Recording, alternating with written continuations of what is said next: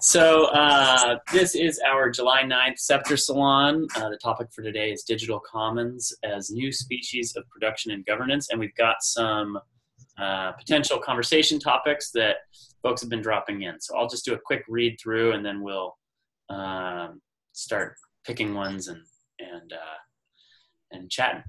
So facilitating transition of supply chain in agriculture from capital to commons model. That's one. Generally practical transition bridges towards collective from current status quo. And then why not sociocratic polyarchy style governance? That might need to be explained to me a little bit. We'll get there when we get there. Following that, how can we transcend voting mindset to more agile, living, dynamic patterns of feedback and interaction? And how do we bring in / on-ramp those who are not sure how to participate in a digital commons or communities that share a common access point? That's a good one. Ronan asked, or said, individuals and commons, how do they relate, interact, depend on each other? And is the commons something we create or an original configuration we need to, quote, not drain? And then sort of related to that was another question, commons as generative communities versus organizations as defensive communities. And then finally, what are the advantages and disadvantages of commoning as opposed to other forms of relationship / organization? I'd love to do this a little bit democratically. Can I get folks to sort of pull off to the right one topic that you're most excited to dive into first? That'll at least give us a first pass at filtering preference along the group.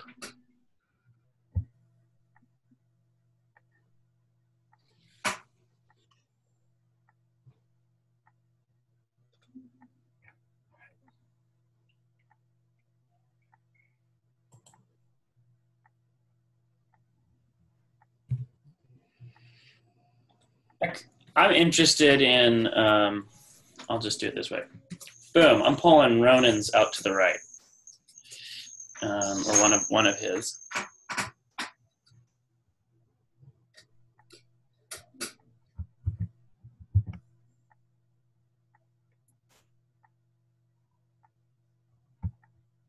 All right, so I think so we've got three that have been elevated. We'll start with those three.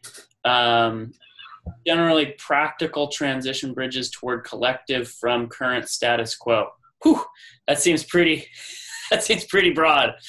Does anybody want to start on that? Whoever wrote that piece, can you give? I wrote that, and it was really kind of following on from the thing about a supply chain in agriculture. And I guess my thinking is really, I am really interested to know about any examples or approaches of bridges being built, of methods of transition, because I'm really into the whole idea of commons and how I've seen it operating as much as I know about it, which is not, I wouldn't say, encyclopedic by any means. But it has been one of my sort of lifelong themes, has been how do we actually make the transition? How do we make a transition from what we've got at the moment to what I see as being a far more functional end state? Will they be forever separate and so that the old thing will eventually wither away as it becomes more and more irrelevant? Or is there a point at which there is realistic bridge building done, which actually then facilitates a movement of resources and wealth and so on over into a more commons oriented hierarchy? That's what I meant by it.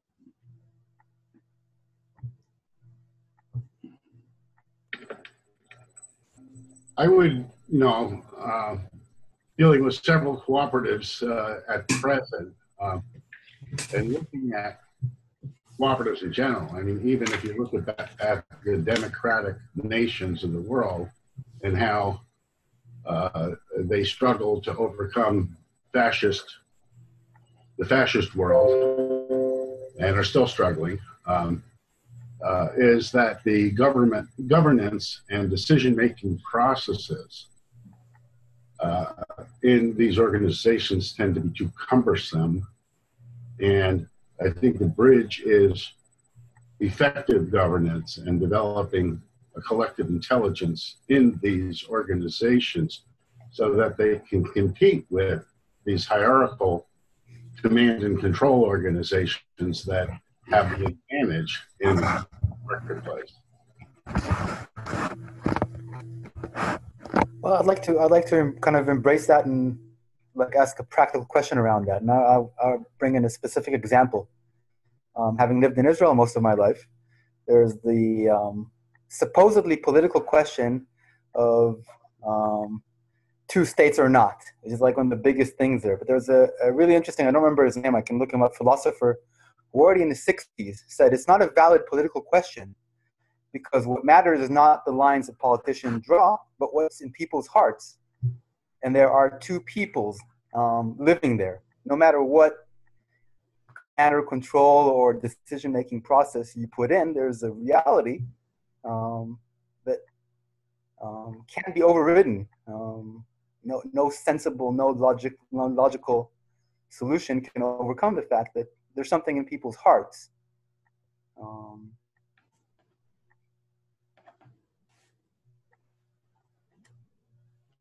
That's one of the reasons that I'm, sort of driven towards the sociocratic style of governance at this point, is that,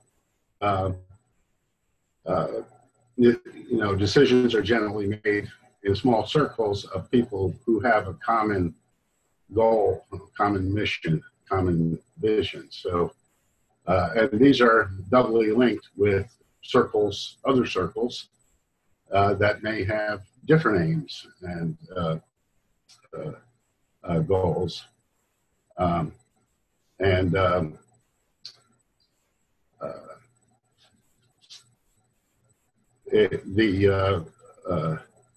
The compromise of people is gained in order, by giving more autonomy and less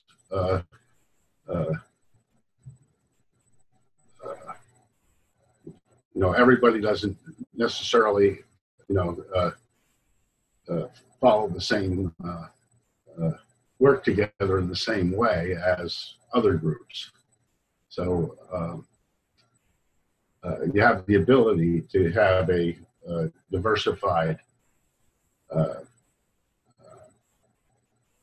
set of groups, along with the groups that are more inclusive, more multidisciplinary and more dealing with the broader scope of views.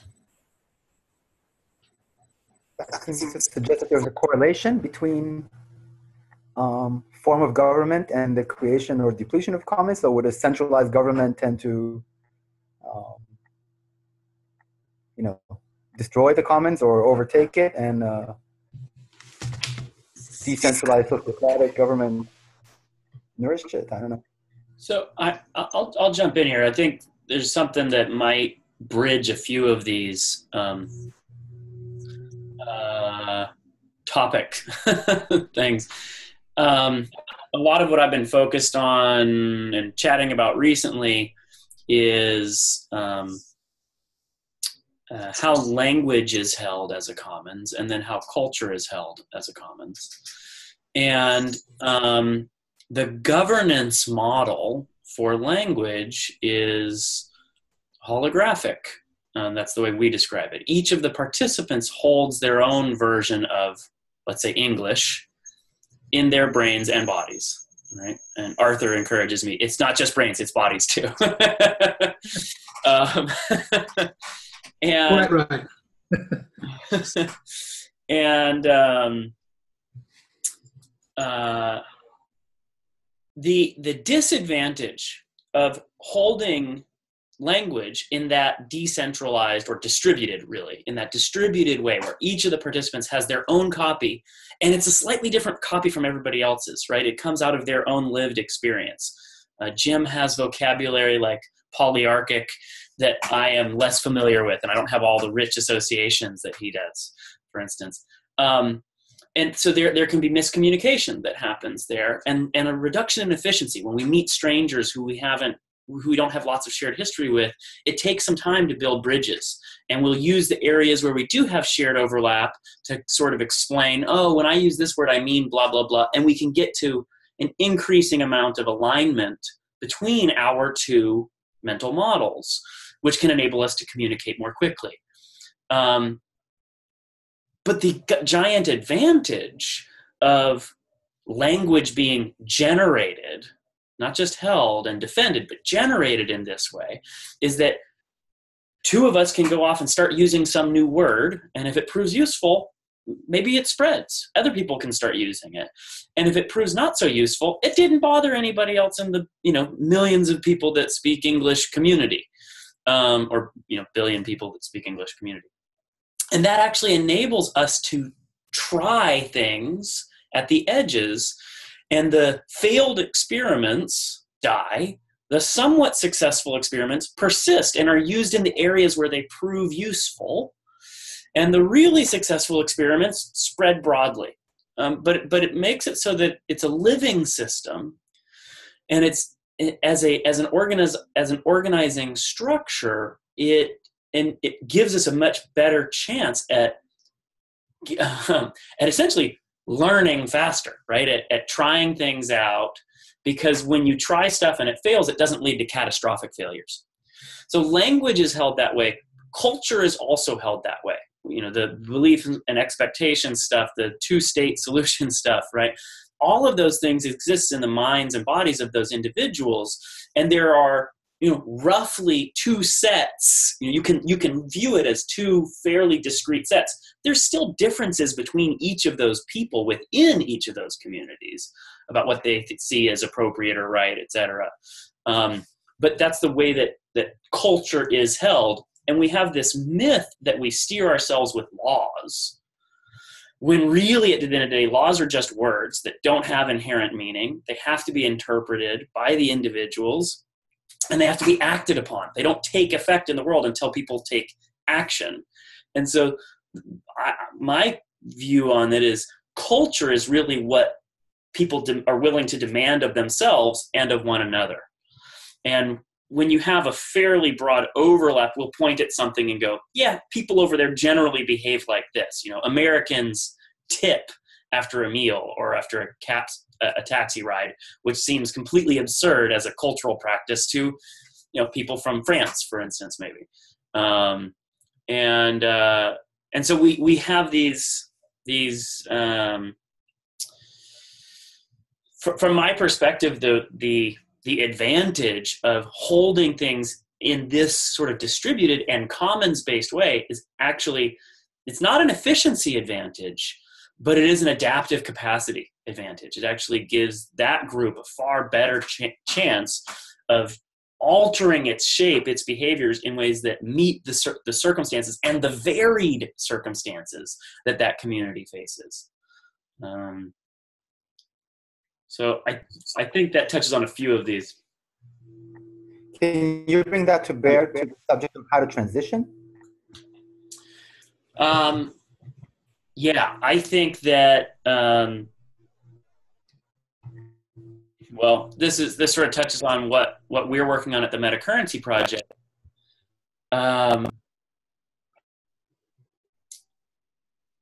I think that the bridge into new forms of coordination is new forms of communication, new forms of holding information, literally in formation, like holding it in a particular form locally, being able to interact with others where there is a shared protocol, an overlap in your way of viewing the world. And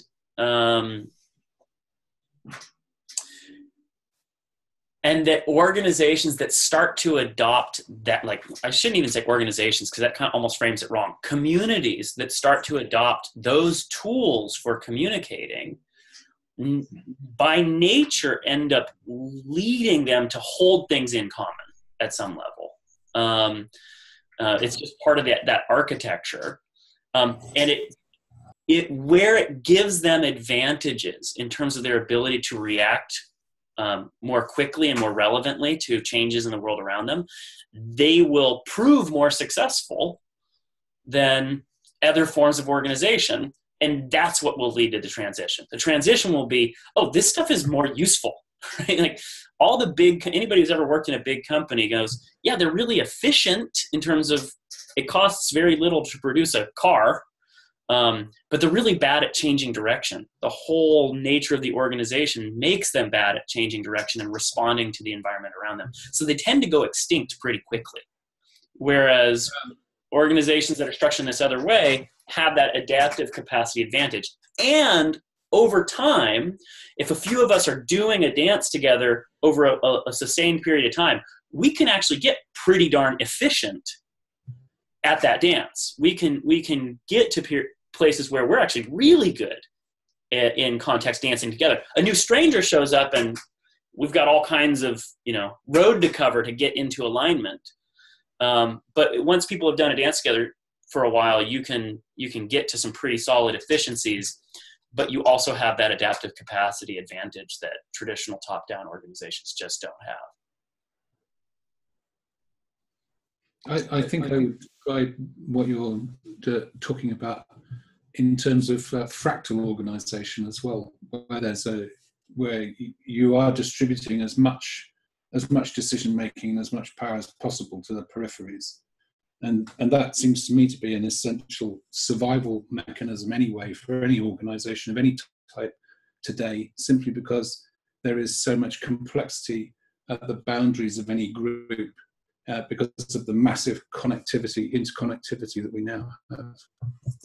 And I'd love to hear Arthur talk a little bit about how that works, not only at the edges, but at other layers of social coherence, maybe.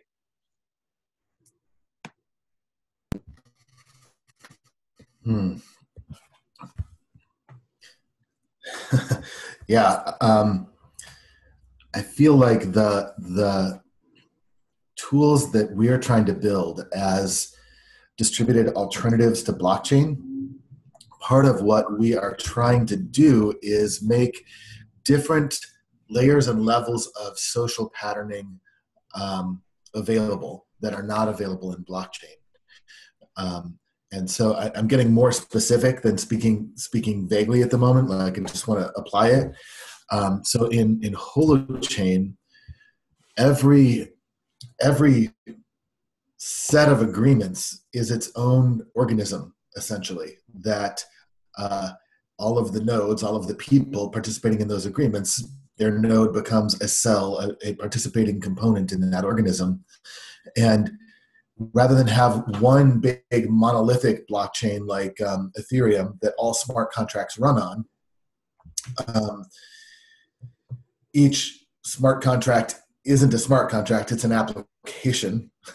And every person starts with that DNA. And what part of our goal in doing that is to allow appropriate levels of social coherence. So for example, right now, if you download Holochain, you get a distributed Twitter, a sort of starter on distributed Twitter, and a kind of a starter on distributed Slack. The full feature sets are not there for either of those yet. But the idea is that each Slack team that's participating in different chat channels and that kind of stuff, they're running their own instance of the software. And if one team has needs that start to diverge its evolutionary path, like we'll say, well, we prioritize these things as our next features and that kind of thing, even though they started off running different copies of the exact same code, they may evolve in different directions. And being able to actually have that have the agreements encoded at a level that the social coherence actually can work is part of our design in being able to do that and being able to alter those agreements. But then the interesting thing happens with how we bridge between applications, which is through the text of the user or the individual. So like right now, if you want to have a Slack team talk to, I don't know, GitHub or Facebook or some other thing, there's an integration that has to have the whole sort of abstract Slack system talk to the abstract Facebook system and have an interface in between them where Facebook is going to enforce their permissions for whoever opened up that interface, and Slack has to enforce their permissions. It's this abstraction of how do you manage the permissions of how those things can interface according to who's activating the permissions and all that kind of stuff, where we're basically skipping over all of that and saying there's you in this context and there's you in this context, and you are running local versions of the thing and you become the bridge things. You can set it up so that if you want your Facebook profile to make things visible in a Slack channel or whatever, like this, assuming that these were the distributed versions built on Holochain, not the current ones, then you can basically set a little trigger to automate those things over. We don't have to deal with some abstract thing. There's whatever permissions you had here and whatever permissions you had here, and it creates this weird sort of organic interconnection between these things based on the activities, roles, permissions of the people using them. So things bridge through the context of individual agency, not through the context of some abstract group agency. And I'm not sure how well this exactly addresses the question of fractal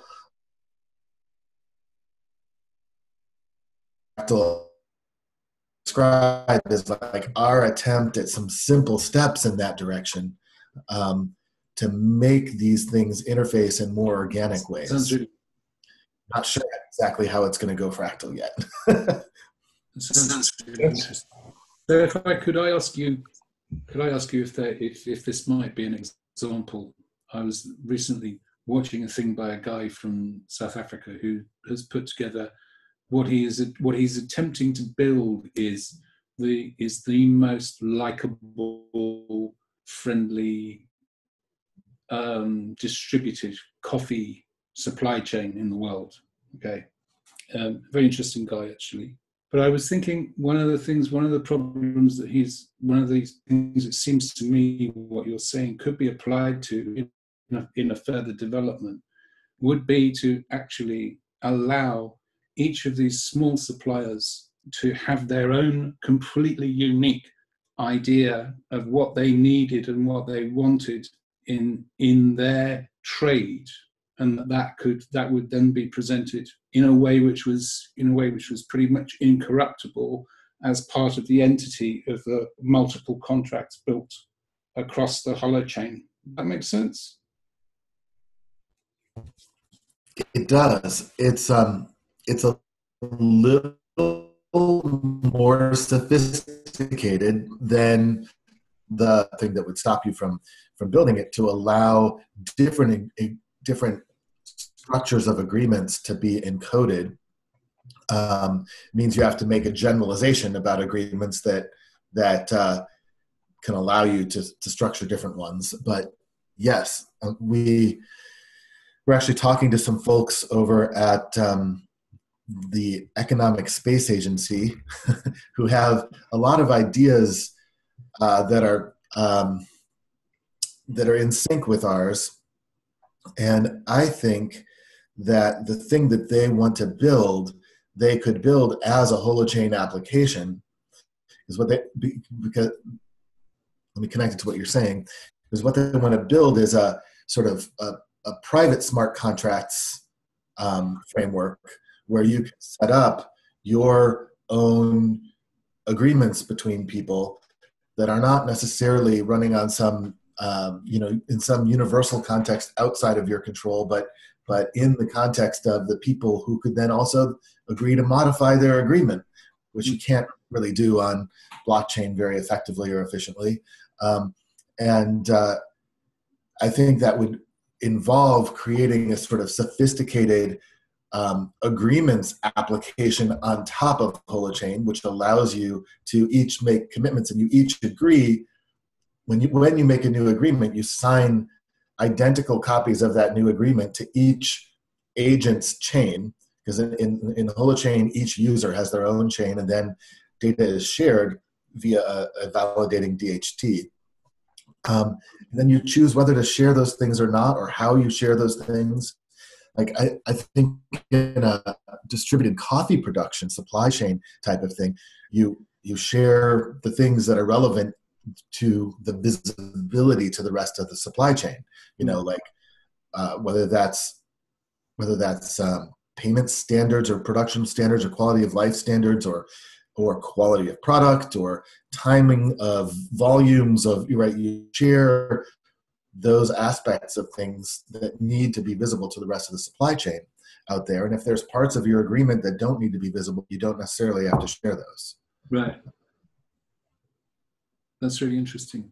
Awesome. This kind of blurs the line between what is agreement and what is code, because there's a serious overlap there. Yeah.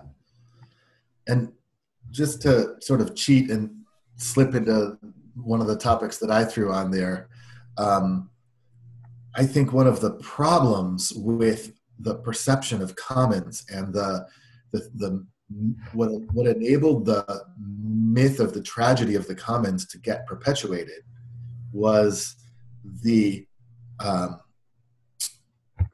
basically ignoring of or ignorance of membranes.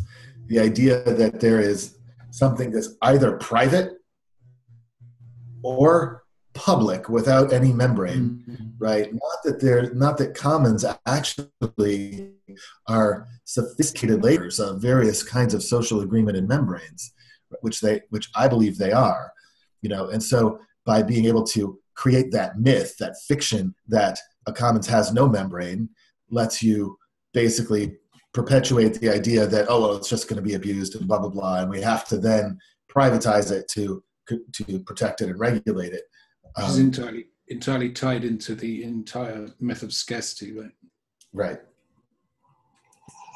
Yeah, it's interesting. The English language is a commons, but there are secrets, even secret passwords, right, that I hold on to and only share with, like the door code to get into my house, right? It's a secret code that I share with certain people. It is not public. That would be the same with, abracadabra type words, I suppose, too. And, like we were saying, the language is somewhat unique. It's a common, and yet I wish there was an AI that could convert my language into your language. Because there's significant differences, and in these communities that I'm part of, they're very stringent about the meaning of words, and I feel like I'm being attacked by the language police at times. How do they have authority to state what the definition of a word is? And on the one hand, having that common language gives the community coherence, but it also does a lot of harm in terms of excluding all the people that don't speak that language. Yeah. Yeah, I do have a question that sort of relates to that. In respect to culture also being a way of communication, would language, could you conflate language and culture, or like how do we convert or transmit cultural understanding within the technological aspects that we're using? I'll There's definitely Well, tremendous overlap there in terms of language being a part of culture, a major part of culture. And I'll say that the odd thing is that because of the way that we normally talk about language, we think of it as if we treat it as if it's this thing that's separate from our lived experience. We talk about words as if meaning is definitional, as if what makes a word something is the way in which it is not a bunch of other things, defined boundaries, right? When really it's more accurate to go, no, words are associational. Meaning is associational, right? For when I say cell phone, part of what comes up for me is frustration at the poor connectivity that I get at my house, right? And that's not, that is, it's a little different from how we normally talk about it. So the way in which language is actually lived experience, I think, is actually much closer to how culture is also lived experience. And if we think about it in that way, then we go, oh, well, culture, yeah, I tried these things out and I got shamed for it, or it didn't work out so well for me, or what, and we have these experiences that then shape our perceptions of do that or not do that. I mentioned to somebody the other day that, at some point as a child, reaching for the cookies in the cookie jar when I wasn't supposed to, I would be shaking with fear that I was going to get caught, right? I had internalized that this was not acceptable, but I still really wanted the cookie. And so there's this sort of lived experience aspect to that. And that wasn't something that, my mom could reach into the cookie jar and she wouldn't be shaking doing that exact same activity. So it wasn't some like universal cultural thing. It was local to me and my body and my expectations, my anticipation about how others might react to that action. And so I hope that bridges those a little bit.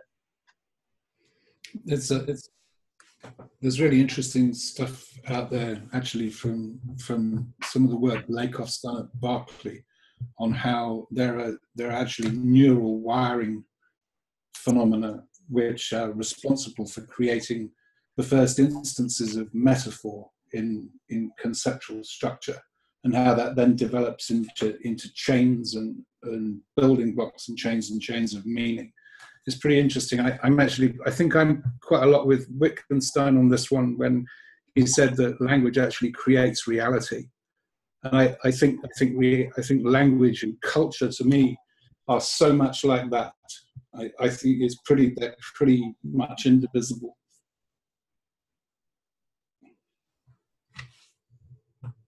Which brings us back to how do we create a commons when we're all speaking different languages? How can, if we accept the fact that it's impossible for us to have a common language, we have to create structures that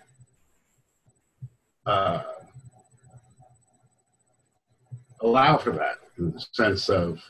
You sound a lot like you've actually been beaten up by those language police a few times. I'm dyslexic, and I had my own language as a child, and I still, because I've been writing and reading online since the 70s. I've gotten, I graduated when I was 11. I had a 10 percentile vocabulary, right. But in my experience in the communities, and there, I've seen the tension.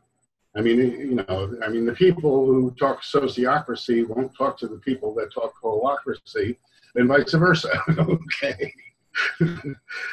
But we have common principles. We all want to save the world. We all don't want war. I think if we organize by our primary drivers, our goals and aspirations, and we delegate decision making down to the people doing the work in a sociocratic fashion, I think we can support this diversity of language and of humanity at the same time as maybe creating the commons that, you know, different people may have different uses, but they can consent to the use. You know, I can use it for this. If you can use it for that, fine. You know, we can rather than trying to make everything uniform, we embrace the diverse culture and ways of working. And yeah, Jim, that brings up for me the ways in which many on the progressive end of the political spectrum have historically adopted the organizing patterns of the industrial era in their attempts to change out of the industrial era, right? So a lot of the focus you hear is on solidarity, which is basically, hey, let's get everybody pointed in the same direction so that we can have a lot of wood behind the tip of the spear. You know, fewer arrows with more wood, right? It's all a focus on efficiency and how to fight that fight, which is a different thing from the focus on agility. And you need both. You need efficiency as well as agility, but a lot of the organizing mechanism and a lot of the passion that comes out of, no, you're using the wrong words and that's not at all right. That almost like jargon based way of I don't know. There's a certain degree to which, yep, a community gets really coherent with, okay, Arthur's raising his hand. I think my point's been made, maybe. No, I just wanted to actually reflect on our own cycle that I think jargon is a almost necessary side effect of distinction, of really understanding the world differently. And as a group of people start to unify a perspective, they start developing their own language for that perspective as a shortcut for being able to reference things. So that I know that if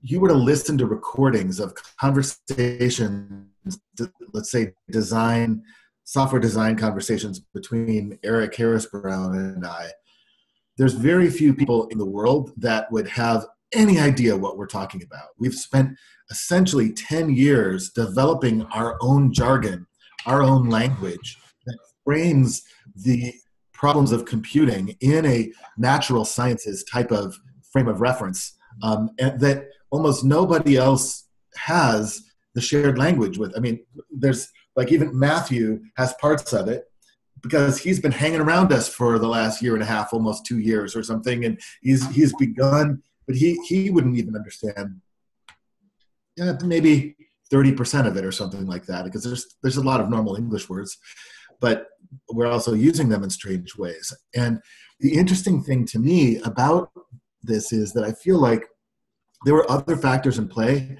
but I also feel like we had to withdraw our participation from sort of the community currency and alternative currency community, and from computing communities and stuff, actually to get clear enough about what we were actually doing and saying. Because when we interfaced with those communities, they kept wanting to pull us back into their frame.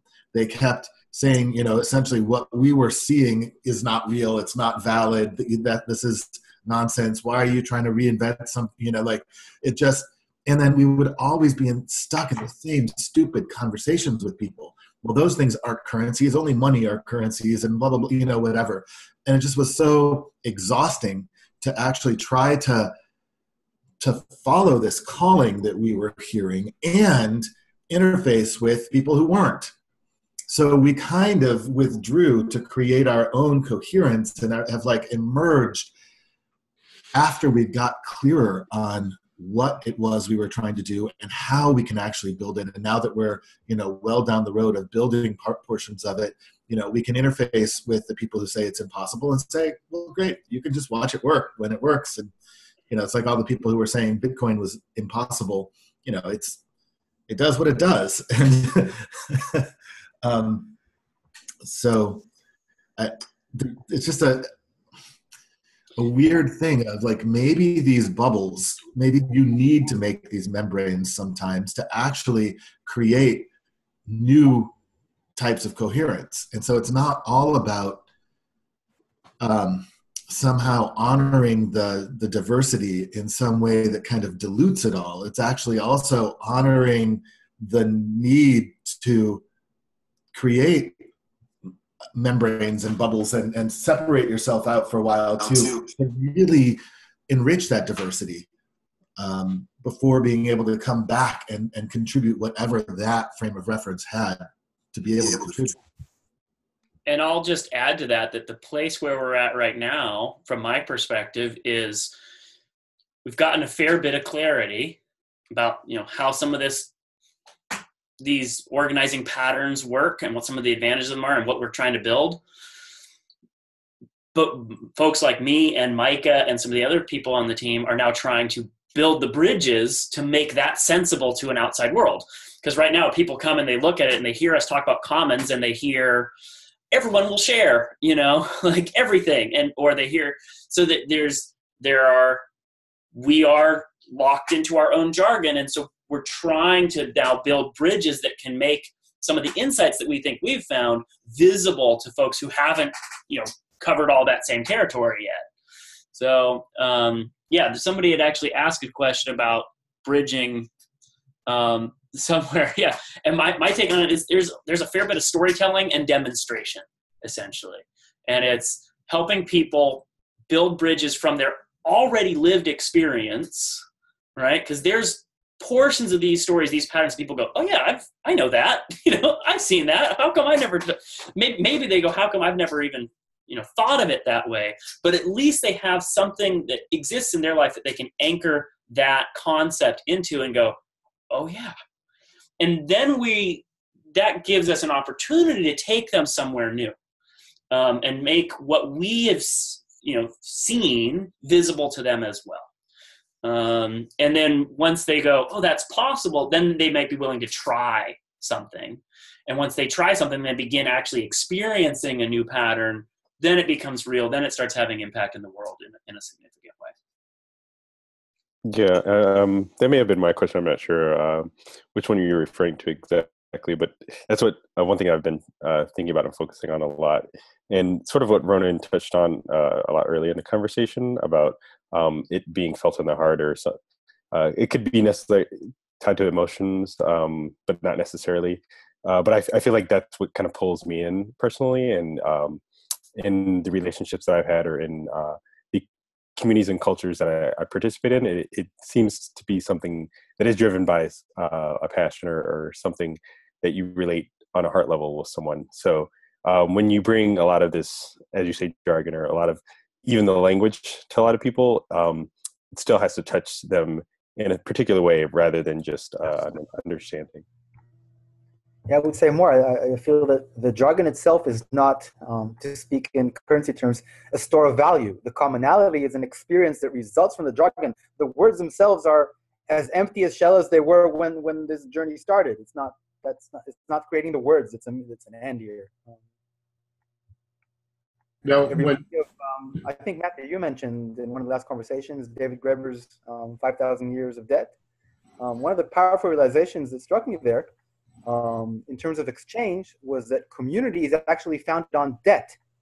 So if I've paid somebody off and closed that gap, so we don't owe each other anymore, there's no need to relate. If you still owe me something, if I don't understand you, we can communicate and create a commonality. It's not the fulfillment, it's the absence of something that creates the need to relate. Yeah, Arthur has spoken quite a bit with me about, this is a couple of years, 2 or 3 years ago probably now, but about the way in which you don't want the relationship to be closed. We want these interconnecting forms of open relation to really have a vibrant community. It's not the closed. You don't want the scales to be balanced. The imbalance in various ways actually leads to a much more interesting and richer set of communications and interactions. You know, in the self-management movement, you have organizations like Morningstar, where you have a whole company that has no hierarchy, and it's made completely out of peer-to-peer agreements, which is why I was interested when Arthur was talking about the agreements in Holochain.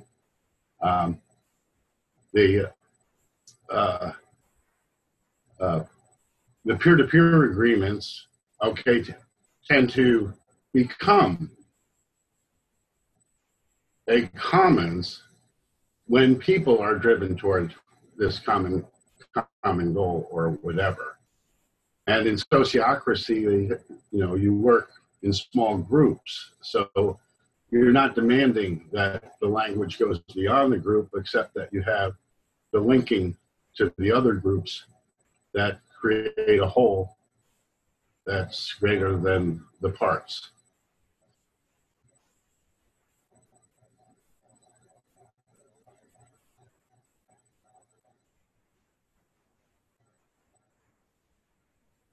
The way I think of bridging is like ants when they have to cross an obstacle. The ants will make peer-to-peer links with each other to make a bridge for everyone else. It's that's how we can bridge society.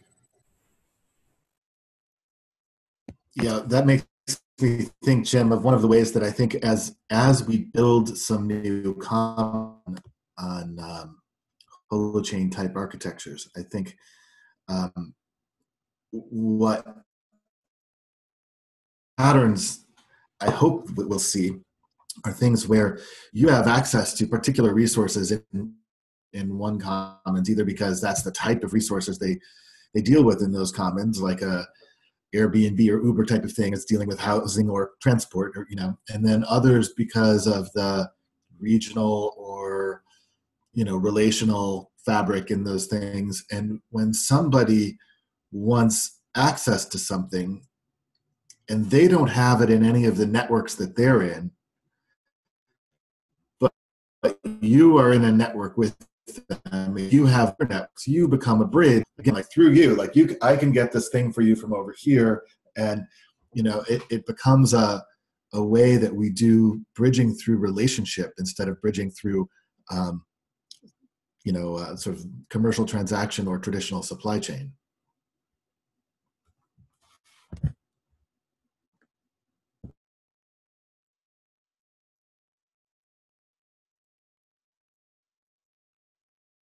Different question in the spreadsheet, Matthew?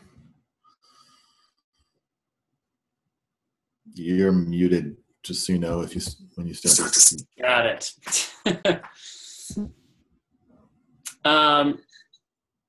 How about this one? How can we transcend voting mindset to more agile, living, dynamic patterns of feedback and interaction?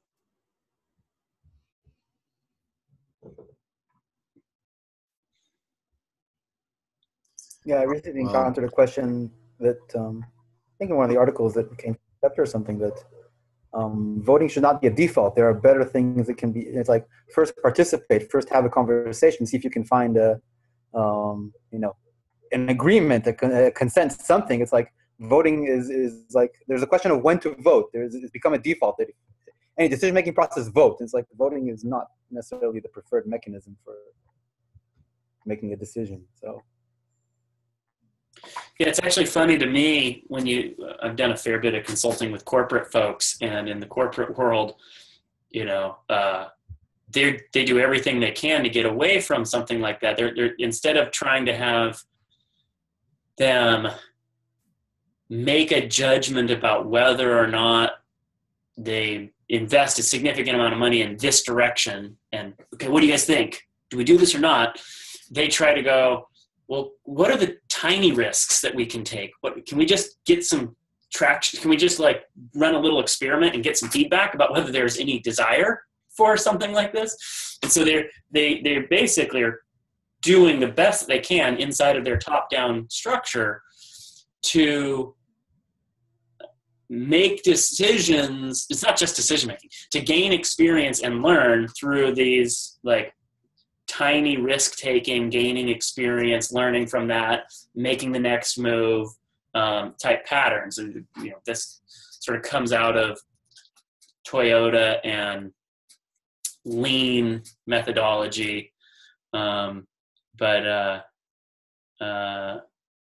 Yeah, even in those really top-down structures, they're seeking these more adaptive, dynamic patterns of feedback and interaction. I think it's in agile methodologies and certainly sociocracy, the feedback cycle, and the experimentation, the safe enough to try, and the consent mechanism versus consensus. Okay, so it's not, there's not voting in the sense, well, I'm for that or I'm against that. It's, I have a concern. Okay, and they love concerns. This is how we get better solutions, is they force everyone to say, what's your concern about this, in the circle. And they work in small groups. So when they address the concerns, and then, they, come up with, the best alternatives, whatever. And ultimately they say, is this safe enough to try? And does it meet, is it consistent with our mission and direction and what we're doing? And if so, it goes ahead. It's not like they voted to do it necessarily, but obviously, that was supported, and despite some concerns, maybe there was no strong objection or no reasonable objection. It's interesting that the word safety keeps coming up in relation to this, so that how to make it safe. And in my view, the question of participation goes up to the highest level. If a company or any organization is participating in an ecosystem, I think there can be a lot more confidence. If you're invading it, you're saying, how can I extract from it? Then you need to have your own, self-motivated mission in the world. And then it feels unsafe because, it's like you're going against things. If you're in a position where I'm in service of something, then that something keeps giving you feedback. What's his name? Frederick Laloux talks about rethinking organizations. He rejects the idea of a vision. He said the responsibility of a CEO is to listen to what wants to be, not to find some kind of great conquering idea that I will pursue next, but it's like being attentive to, not figuring out. And again, it's participation. It's not happening on that level. So yeah, it's going to be scary.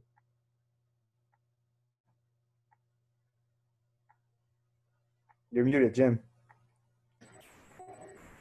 Yeah, that's, the constant reevaluation of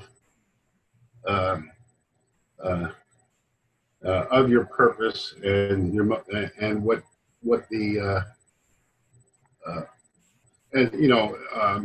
in some senses in digital life, where there's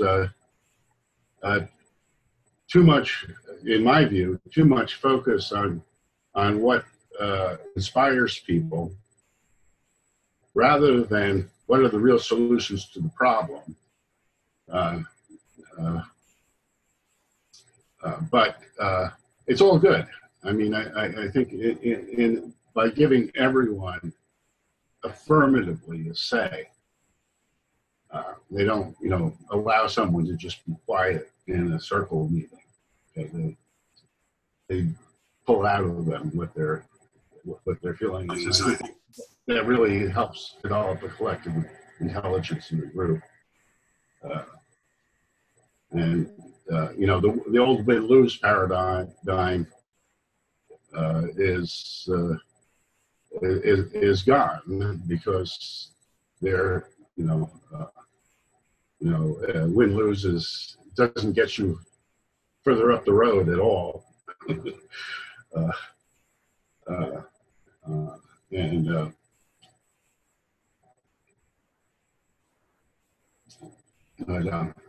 What question are we on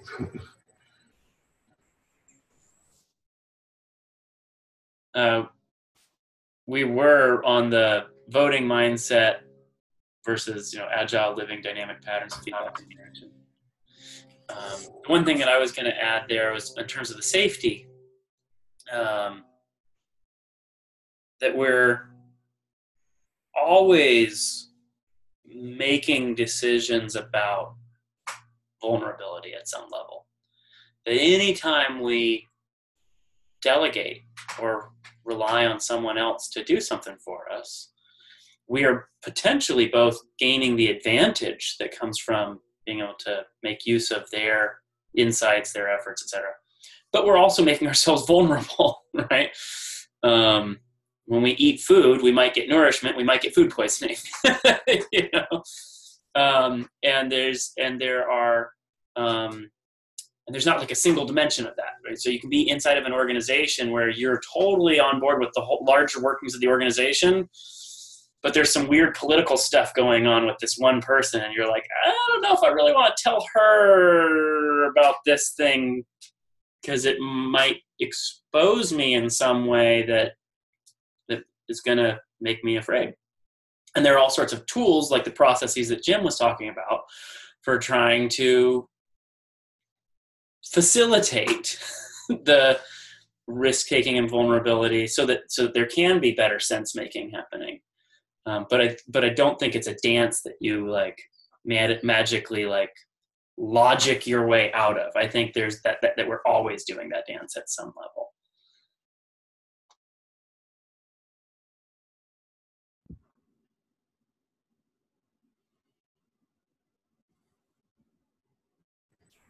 So I think we definitely have to rethink democracy.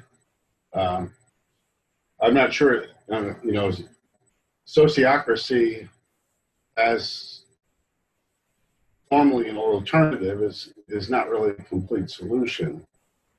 And I guess this goes back to the bridge.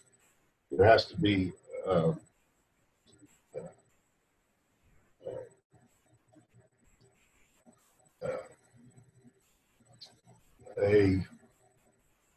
underlying democratic process that augments the sociocratic process. In the self-management paradigm, all decisions pretty much ultimately come down to one person. Okay, in other words, that person has been, in essence, contracted by the group to make the final decision. Okay, and then after whatever process comes out, he makes the decision. And they do a similar thing in sociocracy where you assign a facilitator, and his job is to synthesize the group position. But you can't always do that. There's different classes of issues and problems and stakeholders, and you sort of have to poll all the stakeholders to make a decision that's going to affect them. And that brings us sort of gives us cause to maybe augment the sociocratic process. And in the cooperatives that I'm in, there is sometimes a legal requirement to make democratic decisions. Of course, they can decide to use sociocracy to make decisions, but they still have to have the formality of the democratic acceptance. You're on mute, Matthew. I was saying I want to hear from Arthur, but I will one little thing there, which was just I was speaking with somebody yesterday who had lived for the last 5 years in Lagos, in Nigeria, and her comment was that places like that are going to leapfrog a lot of the industrialized countries because we have functional institutions that seem like they work well enough in a lot of contexts, as well as regulatory prohibitions on certain types of relationship structures and things, and that won't exist in those other places. So there may be a lot freer experimentation and adoption happening for both of those reasons in some places that today look like, it's brutal over there. It's total chaos, and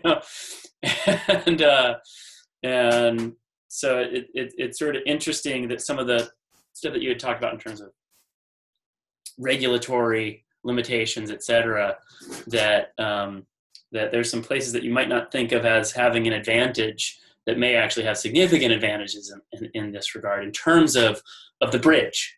It's not that they went to democracy and then they went to some specific corporate governance or orderly, we all are a law-abiding, law and order, society, like with lots of functional police enforcement that doesn't have significant corruption stuff. Nope. That functional system may actually be something that slows down adoption as opposed to speeds it. Yeah, the leading edge of democracy right now is in Rwanda, not in the United States. Where the Kurds are trying to self-organize, and there's some amazing things happening there, just because they have to, and there's no alternative. You can't form a democracy; you just have to figure out these problems. So, yeah, I don't have a super clear picture on this. I just know that there's some fun things that pull at my desires and awareness to be able to have governance somehow be Facebook-like, like just somehow people participating in the things that they're called to participate in with simple forms of feedback. It doesn't have to be as simple as just a like, but it could be, and comments and self-selection of where your attention goes, and to actually take advantage of the bubbles and echo chambers that right now we kind of make wrong or ridicule for their alternative versions of reality, their alternative facts, and that kind of stuff. It's like, like I was saying, we kind of withdrew in the Metacurrency project from things, and I think people would consider our view of reality very much some alternative facts, because we're not looking at the world the same way. And I think we have something to offer because of that. And so the trick is, what is it that those groups have to offer? What are those organs in the organism? If we were to let that really be a bubble and let that play itself out, what are they filtering for? What are they purifying the blood in some way? I don't know. I don't even know how to recognize it right now because of the way that we have things structured. And I'd love to actually allow for that diversification of organs within the social body, and then be able to make visible what are the inputs that they need and what are the outputs they're producing and what kind of transformations are going on within, so we can figure out what the value of that is, or what the value we think we're providing are in some other thing, right? Like, because we're probably full of shit about the value we're actually providing. If we can't necessarily fully see it ourselves. Anyway, there's just, for me, I feel like there's a whole interesting domain of governance that isn't about sort of the traditional decision making. It's about how do we actually, it's almost more like the circulatory system of ideas, right? Like, what are these things pumping? It's not like a brain decision thing. It's like, what are they churning and pumping and transforming? And like, if we were to try thinking about it that way, what might we recognize about ourselves or other groups?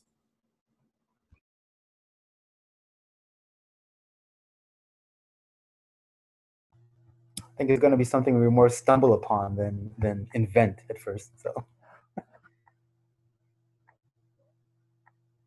Is Christine Bowen associated with you guys? Christine Bowen? No. She was on our last Salon call, and I've had a couple of phone calls with her, and she's kind of lurking around the edges, but she's not super active. Yeah. I guess I'm thinking of an experiment here. We have the Digital Life collection.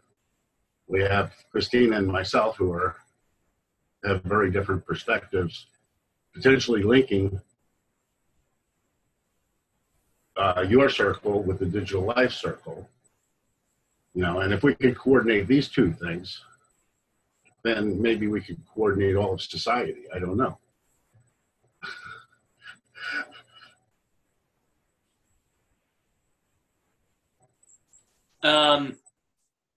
I feel like we've kind of covered most of the, and possibly all of the topic areas. So I sort of want to open it up. If there's one of these that somebody wants to dive into deeper, or a different topic that you want to open up, we've got about 10 minutes left.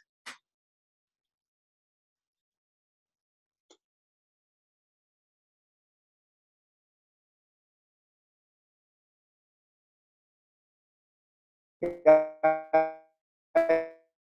think I'd like to kind of agree on the point that I put down. It's connected, or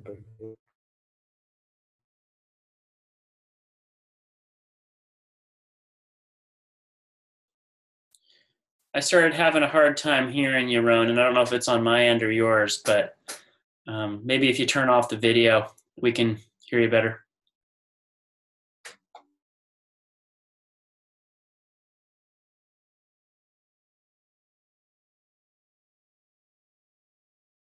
Okay now? Okay, sorry about that. Our connectivity here it's something that I've heard numerous times mentioned in Ceptr and Hall-Chain, but I feel it's not put out there strong enough. That I feel that a lot of attempts at doing things together online currently are failing because the core piece is missing, and that's the individual online. Even if it's the best intentioned project, it's sociocratic, democratic, whatever you want, the fact that it's built in a centralized way, where I have an accountant there to participate, to me, that paradigm is a dead end. It doesn't matter how well, how much of an effort somebody's trying to do there. And this place that is mine, that I can connect to something, me that participates in something, I cannot imagine that it is possible to build anything communal without first having that piece of the individual in place. Yeah, I just wanted to bring that out. Who planted that guy? Just kidding. Yeah, this is why, for me, top priority is universal identity, interoperable. We have a Bring Your Own Identity project. In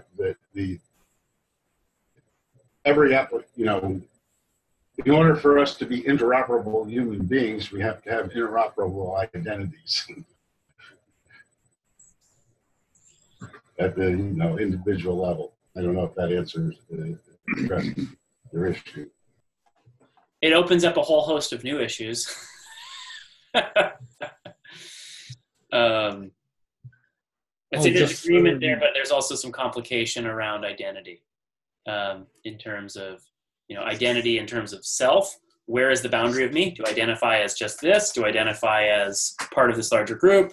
And then also vice versa. What are the things that you're exposed to and have access to about me? What are the ways in which I'm pulling my past into the present experience and thus making myself vulnerable there and enabling you to go in and investigate a way, separate from me about who this person is that you're looking to interact with. But yeah, I think that some of the stuff that we're working on at present for early applications on top of Holochain are pointed at trying to solve that problem. Yeah, we have to solve them on Ethereum for our chain. We're working, communicating with Sovereign. Sounds like it has a similar architecture with the distributed hash tables and permission store. I'm wondering, how that relates or fits in.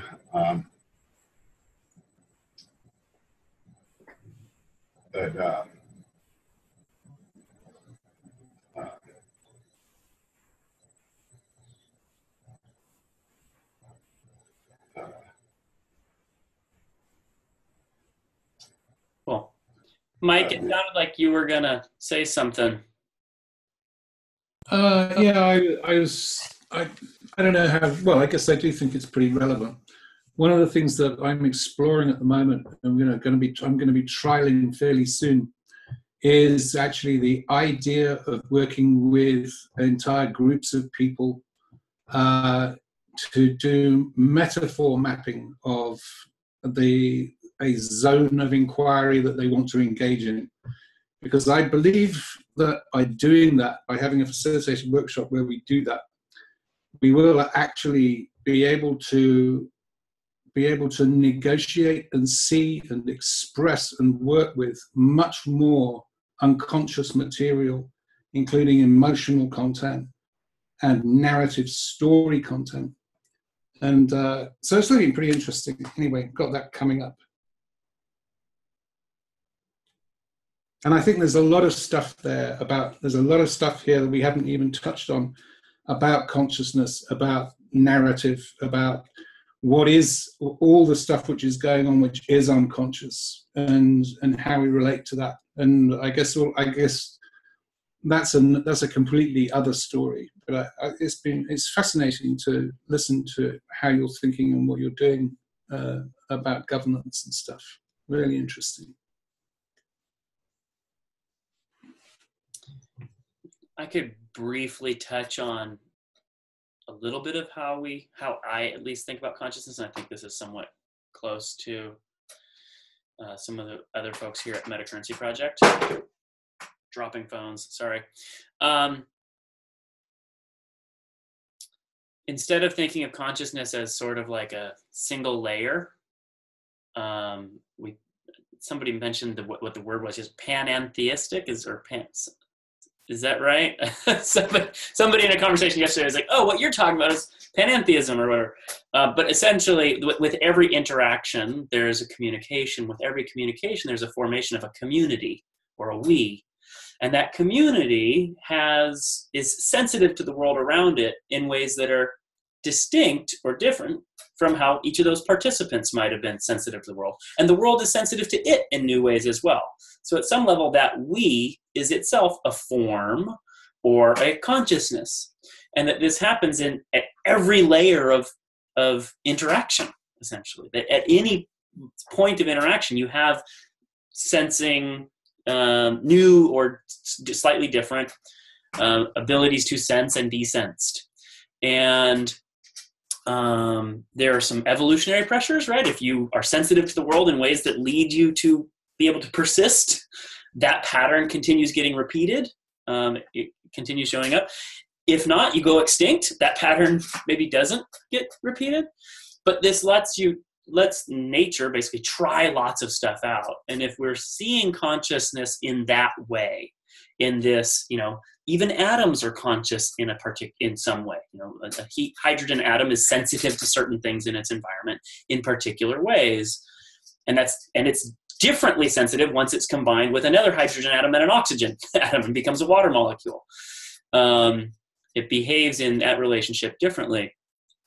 So from our perspective, this various layers of sensing and relating is a really useful framework, because it allows us to look at the sort of social organism type stuff that Arthur was talking about earlier and go, oh yeah, at that layer, there's going to be sense making happening. If each of these participants are running that particular code, and so they collectively are generating that kind of organism, that thing is able to take in these inputs, transform them in these ways as a group, and then generate these outputs. And to the larger world, it just looks like an organism, an entity. You drill in and you see, oh, actually, there's a bunch of moving parts that are doing a particular dance here. And then you look inside of one of those, like me, and you go, well, he's great at doing that dance when he's not, drunk half a bottle of tequila. Matt, half a bottle of water is a different thing than Matt, half a bottle of tequila. The decisions that he makes are different. His dance skills are different, maybe better. And so at some level, that framing gives us a slightly different perspective on what the problem is and how to approach it, I think. I might go further. I don't know. I mean, I think definitely intelligence and consciousness are collective things, not singular things. And that, on the one hand, we're just a collection of billions of cells, nothing more, and yet we're conscious and whatever.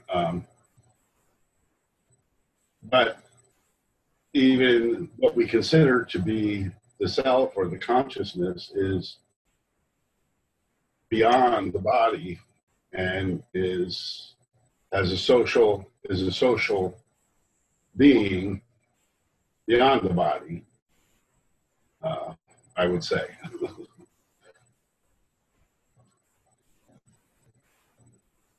We are at about the end of our window.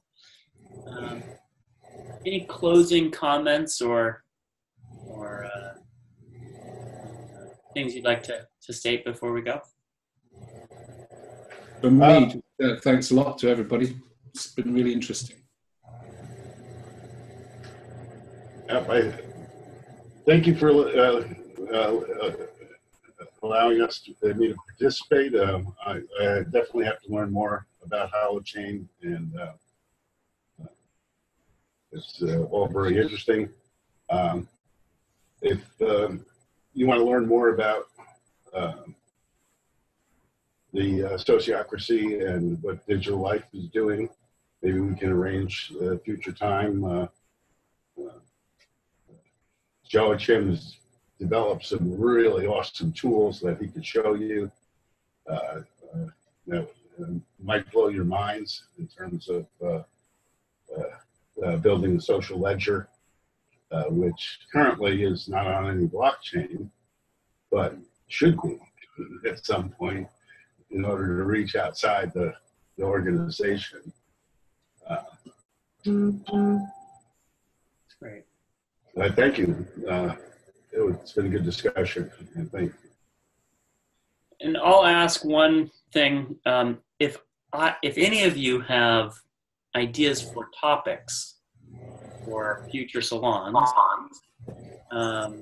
not tonight, not right now, but we'd love to have you share them later at another time. Yeah, Arthur.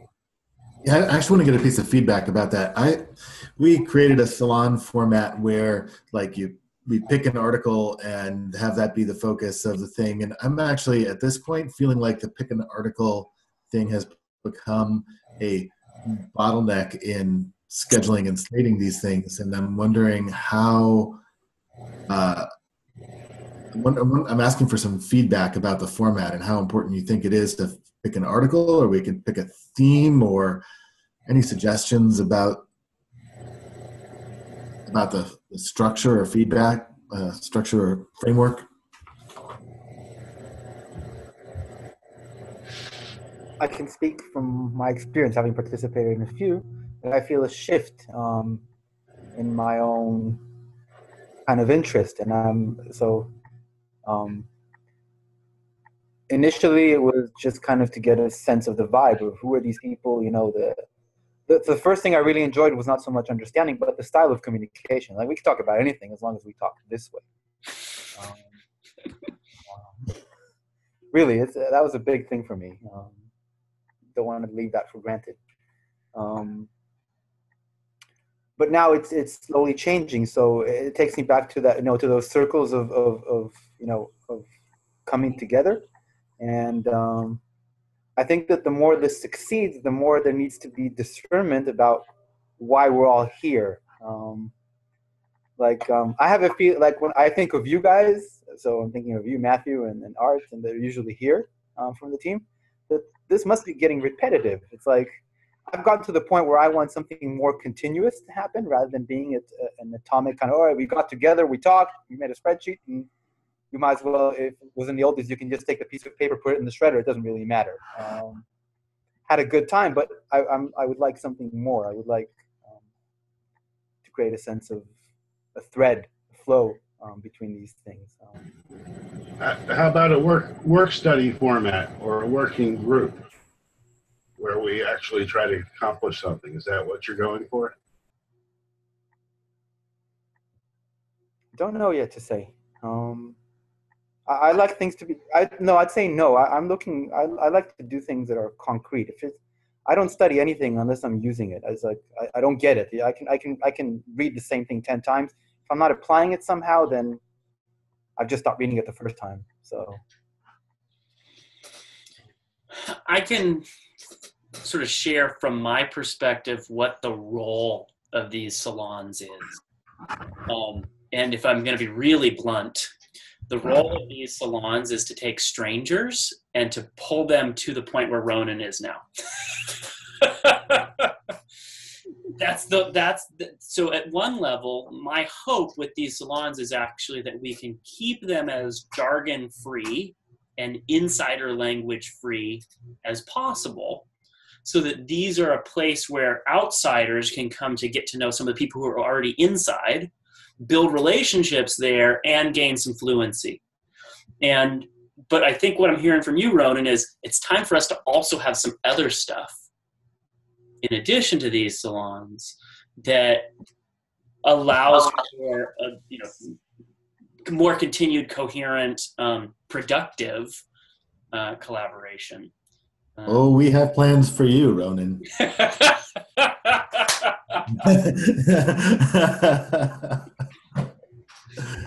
Good to hear that. But yeah, it's like I feel already. I can say we've built the door, but there's nowhere to go into yet. It's like right. They succeeded. The salons have worked, but it's like, all right, now. Yeah, we definitely. Where do you go with that? And I know Jared and Tim, who have participated in past salons, both of them are looking forward to working with you, and maybe Micah and me and some others, but to really get those additional pathways figured out, so that people can go, okay, how do I start doing more here, and actually can. Jim, just in case you're interested from a theoretical perspective, you should. Here, I'm going to put in a link. We're structuring as a duocracy. I'm just going to give you a link to a page where you can get some info about that. Oh no, not another ocracy. Yeah, exactly. Well, a duocracy that right now doesn't have really good, functioning, healthy onboarding process. Exactly. Ronins. The people aren't clear how to jump into doing a lot of times. So in the chat, I put a link to our wiki that has a little bit of content about that. And hopefully soon, maybe even this week, working with Ronan, all that's going to move to another place.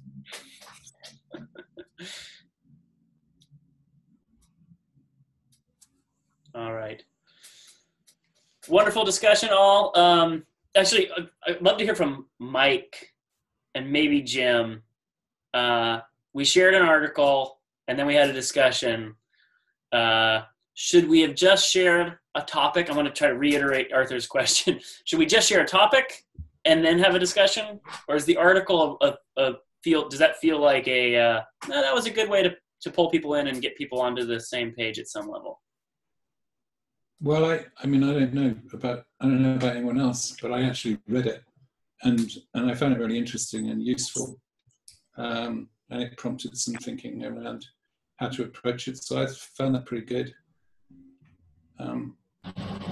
Maybe a link to a wiki or some another source for a bit more background in what you're doing would be cool as well.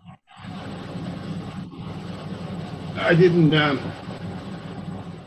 devote much attention to the article. It's in a tab there. I got 5,000 tabs open.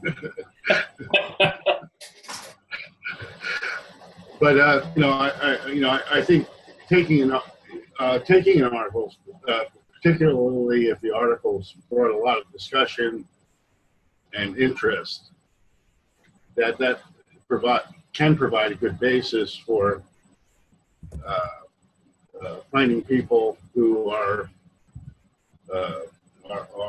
intrigued with that area or whatever. So I like that idea. I think that finding a good article that is related, that gets a lot of attention, is probably better. But any good article would do. Whether that is a necessity is something else. I think that you can also have a topic or a challenge, and you probably have some references associated with that anyway. But it doesn't necessarily need to be a specific article. And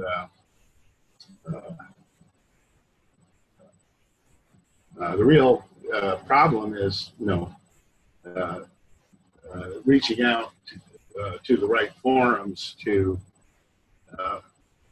find the people who are passionate in the area of the discussion that you're having. We had a couple of people who said they wanted to attend today and couldn't. One in particular was Jessie Kate Shingler, who co-founded and runs something called the Embassy Network, which is a collection of communal homes / community centers. And they do a ton of experimenting with commenting. And I was like, oh, I would have loved to have Jessie Kate in this discussion, because she's got some really solid insights on various forms of commenting. I would love to have her. And, so at one level, I've been the bottleneck, because I'm like trying to pick the topics or generate topic discussions and articles, and so I need to maybe spread that load around a little bit. But maybe Mike, I might pull you in, and maybe we'll do, instead of article, maybe we'll do videos, or we'll jot down 5-paragraph articles or something like that. This feels like it needs to be actually pretty bite-sized. Okay. But would love to sort of use you to wrangle me or whatever to sort of get some things front-loaded. Did you say Micah or Mike? Because I saw Mike give a thumbs up when you said that. Oh, I said Micah, but Mike, I'll pull you in too. I'd love to chat. That's fine. You guys go ahead. I'm good. All right, all. I gotta run. Thank you so much for the incredible conversation as always. Thank you. Bye.